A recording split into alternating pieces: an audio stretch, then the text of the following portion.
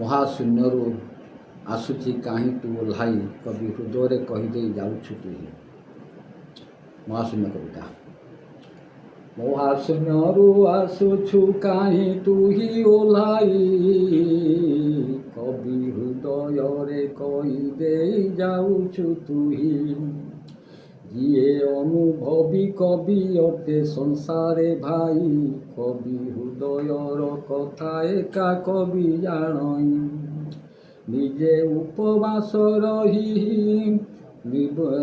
ଉପବାସ ରହି ତାର ଭାବ ଲେଖଇ, ପର ଉପକାର କଥା ଲେଖେ କବି ଅଟଇ। ମହାଶୂନ୍ୟରୁ ଆସୁଛୁ କାହିଁ ତୁହି ଓହ୍ଲାଇ, କବି ହୃଦୟରେ କହିଦେଇ ଯାଉଛୁ ତୁହି। କବି ହୃଦୟର ଭାବ ଏକା କବି ଲେଖଇ, ଅତି ଅନୁଭବ ଜ୍ଞାନ ମୋର ଉଦେ ହୁଅଇ।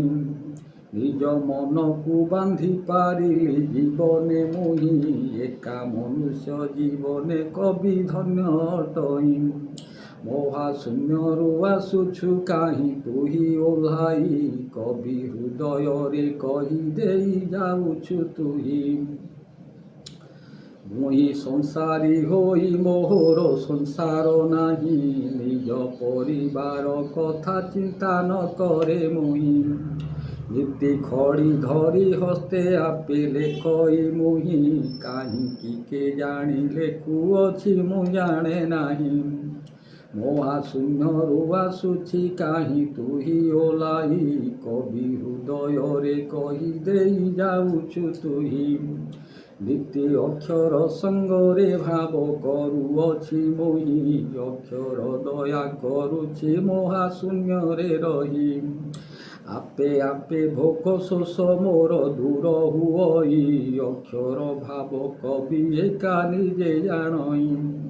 ମହାଶୂନ୍ୟରୁ ଆସୁଛୁ କାହିଁ ତୁହି ଓହ୍ଲାଇ, କବି ହୃଦୟରେ କହିଦେଇ ଯାଉଛୁ ତୁହି।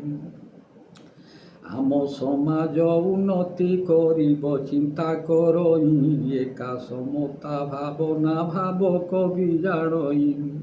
ନୀତି ଗୀତାକୁ ପଢ଼ିଲେ ସବୁ ଜାଣିବୁ ତୁହି, ପାରିବୁ ବନ୍ଧୁକ ଆଗେ ତୁହି ଠିଆ ହୋଇ। ମହାଶୂନ୍ୟରୁ ଆସୁଛି କାହିଁ ତୁହି ଓହ୍ଲାଇ, କବି ହୃଦୟରେ କହିଦେଇ ଯାଉଛୁ ତୁହି। ଆମ ଗାନ୍ଧୀ ନିଜେ ଧରିଥିଲେ ଗୀତାକୁ ଭାଇ, ଆମେ ସ୍ୱାଧୀନ ହୋଇଛୁ ଆଜି ଭାରତ ଭୂଇଁ। କବି ସ୍ୱାଧୀନ ଦେଶର ନାଗରିକ ଅଟଇ, ସର୍ବେ ଗୀତାକୁ ପଢ଼ିଲେ ଯିବ ଉଦ୍ଧାର ହୋଇ।